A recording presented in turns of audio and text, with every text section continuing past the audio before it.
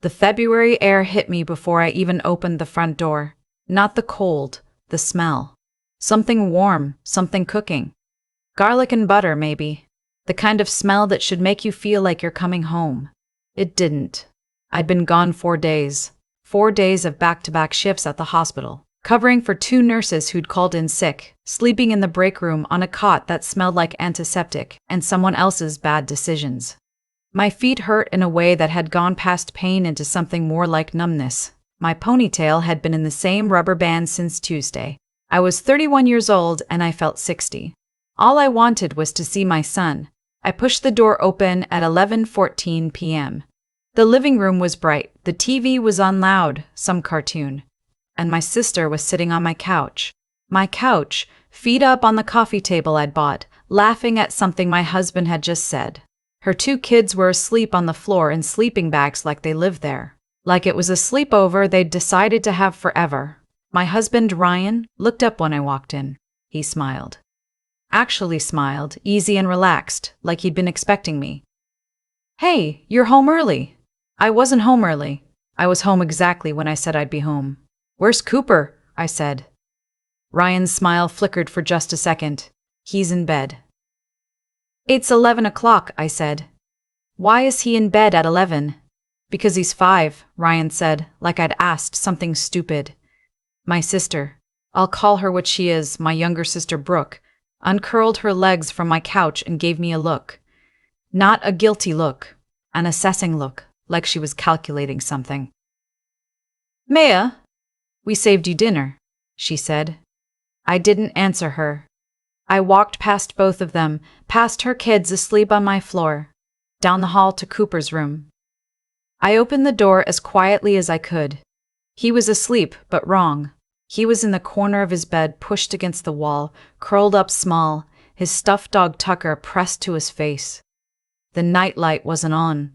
Cooper couldn't sleep without his nightlight. I turned it on. He stirred, blinked. "Mommy." One word and my chest cracked open. "Hey, Bug," I whispered. "I'm here." He grabbed my arm with both hands and held on. 5-year-olds don't usually hold on like that. Like they're afraid you might leave again. "Daddy turned off my nightlight," he whispered. "He said I'm too old." I held him until he fell back asleep. Then I sat on the edge of his bed for another 20 minutes, thinking. Ryan and I had been married for 6 years. When I'd met him, he was doing freelance graphic design, building a client base, talking about starting his own studio. I was 2 years into nursing, working nights, weekends, holidays, whatever they needed. We made it work. At least I thought we did. Brooke had come to stay with us 3 months ago. She'd had a bad breakup, she said. She needed time to get her footing. She had 2 kids, 6 and 8, and nowhere to go. She was my sister. What was I supposed to say? I said yes. 3 months turned into 4. Then I stopped counting. The thing about Brooke is she has always known exactly how to position herself. In every room she enters, she finds the center of it. She'd always been that way. Growing up, everything she needed seemed to land in her lap. Attention. Help. Generosity from people who didn't even realize they were giving it. I was the one who worked. She was the one who was charming. Our mother always said I was the capable one, which sounds like a compliment until you realize it just means you're the one nobody worries about. When I came back out into the living room, Ryan was cleaning up the dinner dishes. Brooke was still on the couch scrolling her phone. "We need to talk," I said to Ryan. "Tonight?" He looked tired. Ryan was always tired lately, even though he worked from home and set his own hours. "Tonight." Brooke stood up, stretched like a cat. "I'll give you 2 some space," she said, and drifted toward the guest room that had her name written all over it by now, clothes draped over every surface, diffuser running, door decorated with her kids' drawings. Ryan sat across from me at the kitchen table. "Cooper said you turned off his nightlight." Ryan rubbed his face. "He's 5, Maya.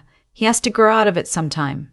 He was in the corner of his bed holding Tucker like something scared him. "He's fine."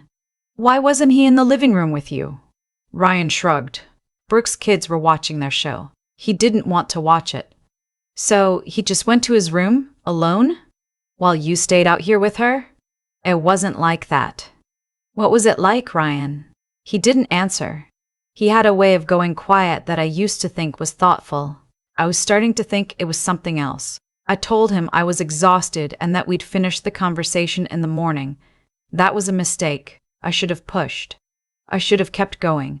But I was running on 4 hours of sleep and my hands were shaking and I just needed to lie down. In the morning, Brooke made everyone breakfast. Eggs, toast, fresh squeezed orange juice.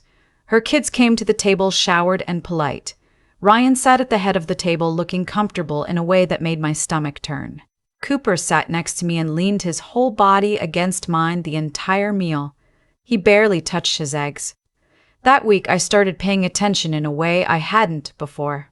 I watched how the apartment worked without me. I watched how the couch was always Brooke's side, how Ryan always laughed harder at her jokes, how Cooper drifted to the edges of rooms while Brooke's kids sat in the middle. I watched how the groceries I paid for became her elaborate weeknight dinners that I never got to eat because I was at work. I made an appointment with a financial advisor, not because I suspected anything then, just because we'd been meaning to do it for a year and I kept forgetting. The advisor asked me to pull together some account information before the appointment. I sat down to do it one evening while Ryan was out picking up the kids from school. All 3 kids, Cooper and Brooks too, because apparently that was his job now.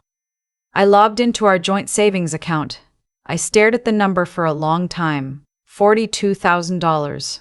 We'd had $178,000 in that account 8 months ago. I knew that because I'd checked it when we were thinking about refinancing the mortgage. $178,000, saved over 6 years of me working nights and weekends and holidays and every shift nobody else wanted to take. $42,000. My hands went cold. I clicked through the transaction history. The withdrawals weren't dramatic. That was the thing. They were calm, methodical. $2,000 here, $5,000 there. Sometimes $1,000, 3 times in a week. Always transfers, always to an account I didn't recognize. I wrote down the account number on a piece of paper. Then I logged into our mortgage account. There was a refinancing inquiry I hadn't authorized, dated 6 weeks ago. I sat there until I heard Ryan's car in the driveway. I closed the laptop, put the paper in my pocket, and went to help Cooper with his jacket. I called a lawyer 2 days later. Her name was Sandra, and she came recommended by a colleague at the hospital who'd been through her own version of this. Sandra was 50-something, calm, methodical, the kind of woman who had heard everything and wasn't impressed or disturbed by any of it anymore. I told her about the account. I told her about the refinancing inquiry. I told her about Brooke. She didn't say anything for a moment. Then she said, "Have you confronted him?" "No." "Good, don't. Not yet." She told me what to do and in what order. She told me to open an individual account in my name only and start routing my paychecks there immediately. She told me to document everything. Screenshots of the transactions, dates, amounts. She told me not to move out because it could complicate custody. She told me not to tell Brooke anything. I followed every single instruction. I didn't confront Ryan. I came home and made dinner and helped Cooper with his bath and said goodnight to Brooke's kids and went to bed. The next morning I did it again. For 3 weeks I lived in that apartment like an actor in a play I hadn't agreed to be in. What I found out through Sandra and the forensic accountant she brought in was this. Ryan had opened a secondary account 14 months ago. Not a joint account. His alone. He'd been making transfers from our savings into it slowly enough that the balance changes wouldn't trigger any alert I'd notice on a casual glance. Over 14 months, he'd moved $112,000. The refinancing inquiry was him trying to get access to the home equity. It had been flagged and paused by the bank because it required both signatures. He'd been trying to forge mine. Sandra filed an emergency motion to freeze our joint financial assets. The bank was notified. Ryan's secondary account was flagged for investigation. The mortgage company was contacted. It was a Tuesday when the bank accounts were frozen. I know because Cooper had his kindergarten music performance that afternoon, and I sat in the tiny plastic chair watching him play a triangle. And the whole time I was thinking, Ryan doesn't know yet. He's going to find out today.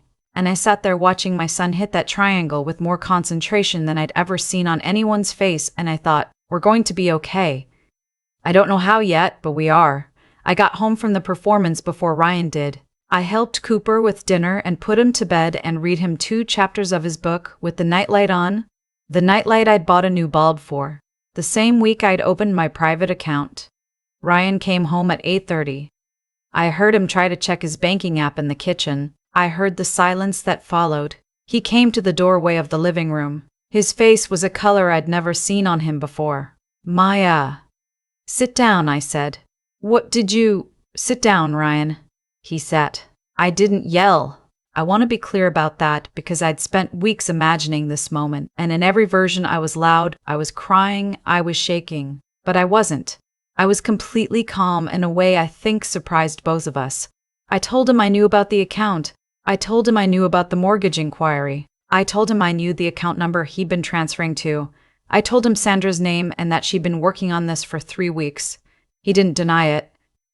That's the part I still turn over in my mind. He didn't deny it. He just sat there, and then he said, I was going to tell you. When? He didn't answer. Where is the money going, Ryan? He looked at his hands. I needed a safety net. A safety net from what? From. He stopped. Things weren't working out the way I planned. What things? He didn't say her name. I want to be fair about that.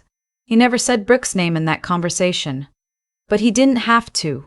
Because I thought about 3 months becoming 4 months becoming 6. I thought about how easy it had been for her to land in my house. I thought about my couch and my groceries and my husband's laugh in my living room at 11 o'clock at night while my son slept in the dark in the corner of his bed. I want you and Brooke both out of this house by the end of the week, I said. He stared at me. Maya, I've already spoken to Sandra.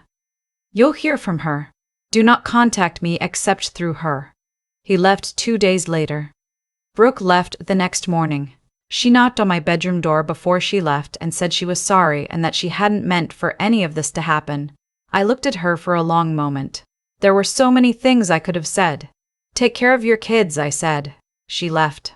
What happened next took months. I want to be honest about that because these things always take longer than you think they should. There's no montage.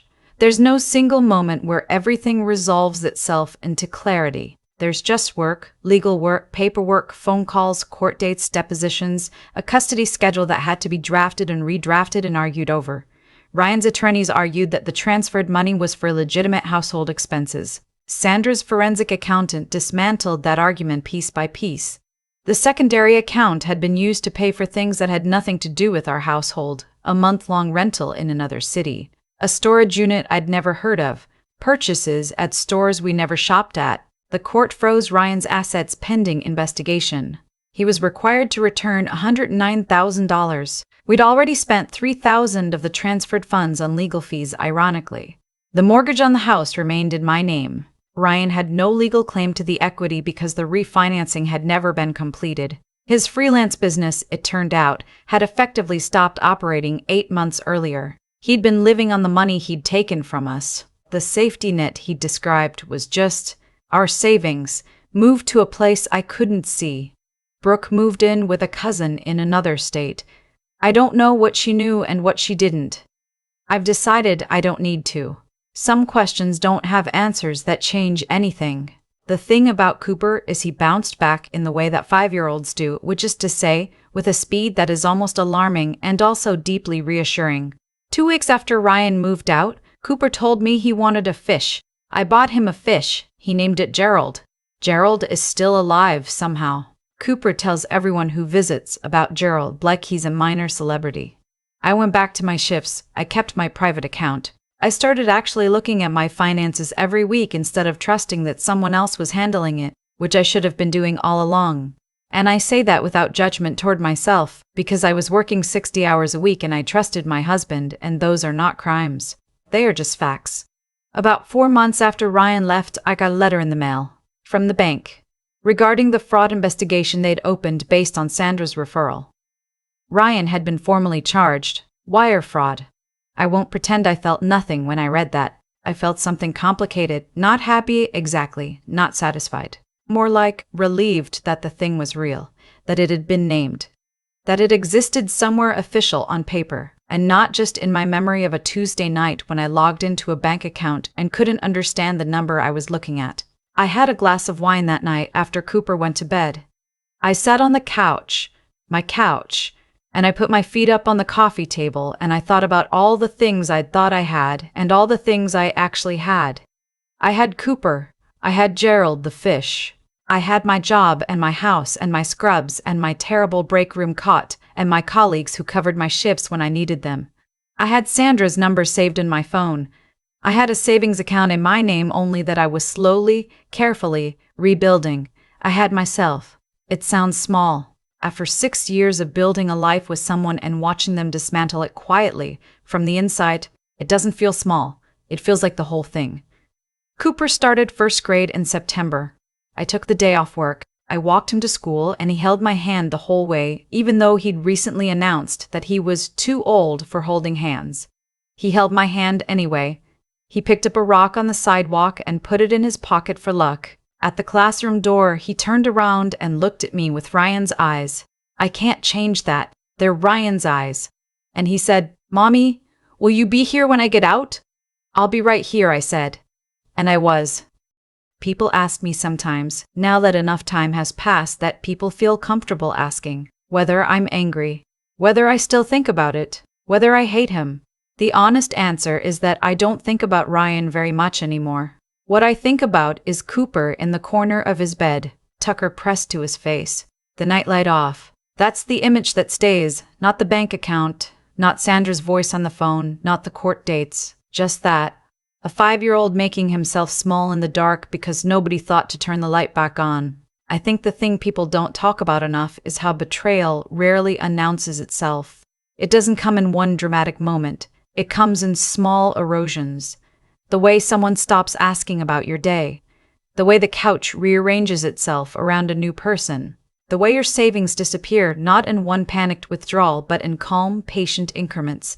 2,000 here, 5,000 there. Quiet as water finding a crack. By the time you see it clearly, you're already standing in the rubble wondering how long it's been like this. What I know now. And I wish I'd known earlier, not to punish myself, but just because it's useful. Is that trust is not the same as inattention. I trusted Ryan. I also stopped looking. I told myself that the looking was his job. Because he was home. Because I was working. Because it seemed fair.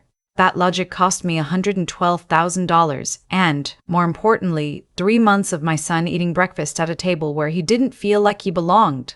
The hardest part of rebuilding isn't the money. Money has a math to it. You add, you subtract, you work, you save. You check the account every single week now because you understand that checking is not distrust. It is just being an adult. The harder part is learning to trust your own instincts again. I knew something was wrong before I could name it. I felt it in how Cooper leaned against me at breakfast. I felt it in Ryan's easy smile when I walked in at 11 p.m. I knew. I just kept explaining it away because the alternative that the person I built my life with was quietly dismantling it was too large a thing to hold. What I think about cause and effect now is this. Ryan made choices, one after another, that had a direction to them. He didn't trip into this. He opened an account. He made transfers. He tried to forge my signature on a mortgage document. Those are not accidents. And the thing about choices with the direction is that they carry you somewhere. He got carried somewhere.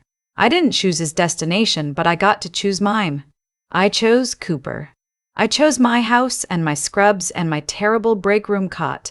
I chose Sandra and forensic accountants and court dates and rebuilding. Slowly, from what was actually mine. I chose to check the account every Sunday morning now, coffee in hand, Cooper watching cartoons in the other room, Gerald the fish circling his bowl. None of that is small. It took everything I had, and everything I had turned out to be enough.